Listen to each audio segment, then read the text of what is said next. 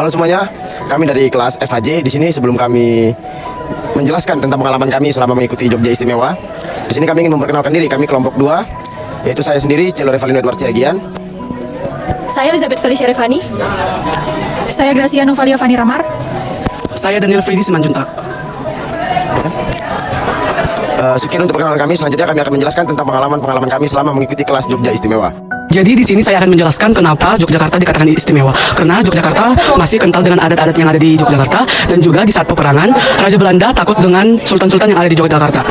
Baik, selanjutnya saya akan menjelaskan perihal unggah-ungguh atau subasita di Yogyakarta. Apa itu unggah-ungguh atau subasita? Subasita atau unggah-ungguh adalah sebuah tata krama atau bisa disebut dengan sebuah sopan santun. Orang yang tidak tahu subasita atau tidak tahu sopan santun itu dikatakan sebagai orang yang diksura atau kurang ajar. Dan ada beberapa macam tata krama yang ada di Yogyakarta. Yang pertama, itu mengantuk atau menguap. Menurut subasita Jawa, mengantuk saat hadir dalam pertemuan atau pasamuan dikatakan sebagai saru. Dan menguap terkait erat dengan kantuk. Menguap juga merupakan perilaku tidak sadar orang yang bosan. Kalau kita sedang menerima tamu baik di rumah maupun di kantor, jangan sekali-kali menguap. Hal ini sama saja kita mengusir orang secara halus. Yang kedua, itu perilaku jari dan tangan kita. Di depan umum, kita tidak boleh garuk-garuk, tidak boleh ucap-ucap, tidak boleh mengorek lubang telinga, dan tidak boleh mengupil. Selanjutnya, itu buang angin atau buang hajat. Kalau kita terpaksa buang angin, apalagi keluar bunyi, cepat-cepatlah, mohon maaf, ada teman di dekat kita, jangan diam-diam saja. Selanjutnya yaitu apa yang keluar dari mulut kita. Tata krama di Jawa masih mengizinkan kita meludah, atau dikaitkan dengan kebiasaan Minang pada masa itu. Tapi meludah di tempat yang telah ditetapkan atau disebut paidon. Yang kedua, terkait dengan tata krama dan penularan penyakit, jangan buang ingus di sembarang tempat dan suasana. Yang selanjutnya juga tentang marah. Bila sedang menerima tamu, jangan marah kepada siapapun. Bila ada salahnya, biarkanlah dulu. Marahlah atau luruskan kesalahannya setelah tamu pulang. Dan jangan ikut memarahi kalau tuan rumah sedang marah kepada seseorang. Misalnya tuan rumah memarahi anaknya, pembantunya, atau orang lain yang pas datang saat kita bertamu. Selanjutnya mengenai merokok. Merokok saat bertamu merupakan perilaku diksura. Jangan merokok kita sendiri. Tunggulah sampai ditawari oleh tuan rumah.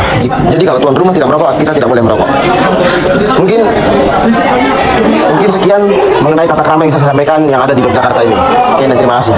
Halo semuanya, nama saya Elizabeth Felicia Revani. Di sini saya akan menjelaskan tentang kreativitas dari proses tata busana ini, yaitu tentang cara membiru dan juga cara berdiri dan duduk ketika sedang menggunakan kain jarik.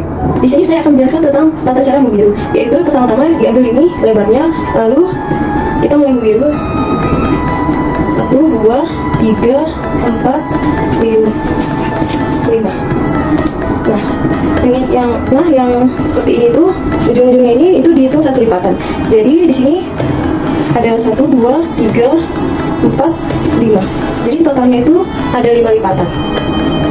Hasil biru yang tadi sudah terbentuk menjadi 5 lipatan itu kita kasih peniti supaya lipatannya itu tidak lepas. Sekarang saya akan menjelaskan bagaimana cara menggunakan kain jarik yang sudah dibiru tadi. Cara menggunakannya itu ya udah tinggal dipasang seperti ini saja. Tapi yang paling penting itu hasil biruannya itu harus berada di tengah ya. Tidak boleh posisinya itu di samping kiri maupun di samping kanan. Jadi harus berada di tengah-tengah. Jika sudah seperti ini, tinggal dilipat saja dan juga tinggal dirapihkan. Halo semuanya, di sini saya akan menjelaskan bagaimana tata cara duduk maupun berdiri ketika sedang menggunakan kain jarik. Yang pertama, bagaimana cara kita duduk.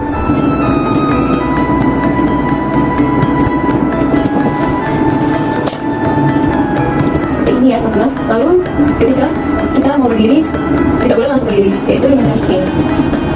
Tangan diletakkan di sisi kiri dan kanan, lalu kaki menyamping, lalu mulai berjinjing seperti ini, lalu ujungnya dipegang, pelan, lalu sampai seperti ini ya. Oke, sekian penjelasan dari saya. Terima kasih.